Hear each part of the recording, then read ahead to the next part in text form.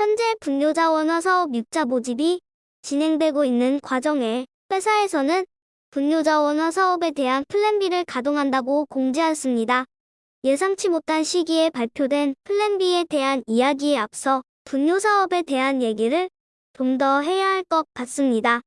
지금까지 진행해왔던 1차에서 5차, 그리고 6차 모집은 사업자들의 의원 매출을 통해 사업을 진행하는 것입니다. 이 같은 진행은 앞서 GK 딜러 모집, 이벤트 관리 사업자 모집 등에도 동일하게 적용되어 진행이 되었던 것으로 플랜 A라고 이름 지을 수 있습니다. 반면에 4월 24일에 방송을 통해 공지가 된 분뇨사업에서의 플랜 B는 앞서 언급한 플랜 A와는 성격이 조금 다릅니다. 플랜 B는 기존의 형식과는 달리 사업자 매출에 의존하지 않고 본사 자체의 역량으로 사업을 진행해 나가는 것입니다. 좀 더 얘기하면 본사의 인력, 기술, 자본 등을 통해 사업을 진행하여 수익을 창출하는 것입니다. 그리고 그 수익을 GK 딜러, 관리 사업자에게 수익을 배분한다는 것이 주요 내용입니다. 그럼 플랜 B가 실행이 되게 된 배경을 알아볼까요? 플랜 B는 현재 진행 중인 분뇨자원화 사업자들의 매출의 감소와 연관이 있습니다.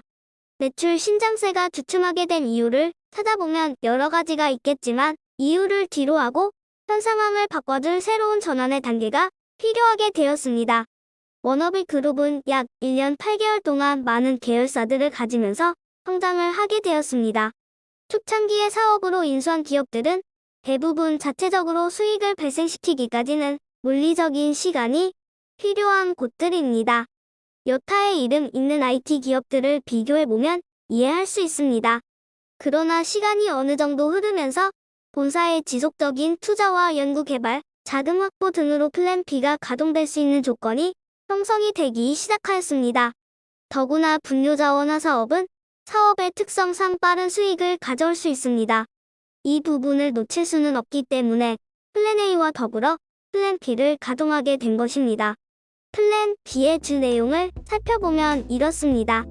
기존의 모집은 자원화 센터를 매입, 인수하는 방향으로 진행이 되었습니다.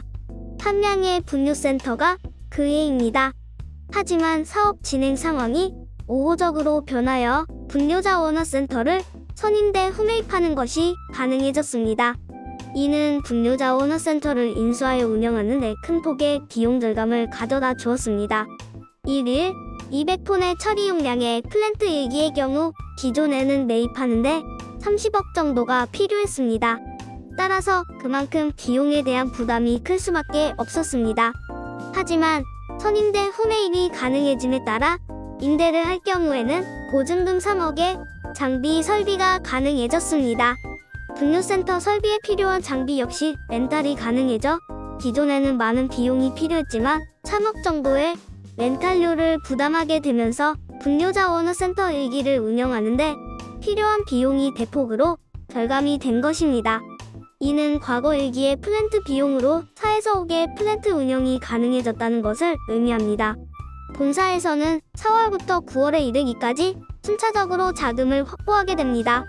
주요 유입자금이 5월, 9월에 이루어져 플랜 B를 진행하는 데 사용이 된다고 합니다. 협력사의 선투자에 의한 장비 렌털과 자금의 유입은 지속적으로 분뇨센터를 인수하는 데 활용이 됩니다. 실제로 4월 23일에 분뇨자원센터 2호기인 제주 자원화센터의 계약이 완료가 되었습니다. 그리고 한 달 내에 200톤 처리 용량 5기의 계약을 진행할 예정입니다. 한면 센터의 처리량은 200톤이지만 지분을 나누게 되므로 실제로는 100톤 규모라고 보아야 합니다. 이것을 기준으로 본다면 함양센터 규모의 10배 정도가 됩니다. 이렇듯 플랜 B 가동을 위한 제반 여건들이 완성됨에 따라 GK 딜러, 관리사업자들에 대한 수익 배분이 가능해졌습니다. 특별히 관리사업자에게는 광고 수익에 의한 배당이 시작되기 전까지 배분됨으로써 수익에서 제외되는 일이 없도록 하였습니다. 정상적인 광고 수익이 진행이 되면 관리사업자는 후에 수익 배당에서 빠지게 됩니다. 플랜 B의 가동은 워너비 그룹의 역사에 획을 긋는 경이적인 사건이 될 것입니다. 플랜 B가 가동이 되더라도 플랜 A의 진행은 계속됩니다. 본래대로 플랜 A는 7차 25만 코드 모집을 완성하여 자원화센터 31호기까지 운영하는 것에는 변함이 없습니다. 여전히 플랜 B의 수익이 현실화되기까지는 약 한 달 정도의 시간이 필요합니다. 따라서 현재 5만 코드의 모집이 진행되는 플랜 A가 활성화되는 것이 필요합니다. 플랜 B로 수익의 공백 없이 넘어가기 위한 과정일 뿐 아니라 플랜 B와 더불어 놀라운 시너지 효과를 낼 수 있기 때문입니다. 하지만 유자 모집이 매우 부진할 경우 플랜 A는 중단이 됩니다. 이것은 사업자들에게는 상당한 마이너스 요인입니다. 간단한 예로 4차 모집에 참여한 사업자들은 원래 25만 코드 모집 시 할당되는 분뇨자원화센터의 수익에 동참할 수 있었기 때문에 그 기회가 없어진다는 것을 의미합니다. 결국 플랜 A와 플랜 B는 상호보완적인 관계에 있습니다. 더 많은 기회를 잃는다는 것은 미래를 준비하는데 더 많은 어려움을 가져다 줍니다. 플랜 B가 회사에 의해 움직이는 동안 사업자들은 플랜 A에 집중하여 좀 더 많은 미래 가치를 얻어내는 것이 필요하다 하겠습니다.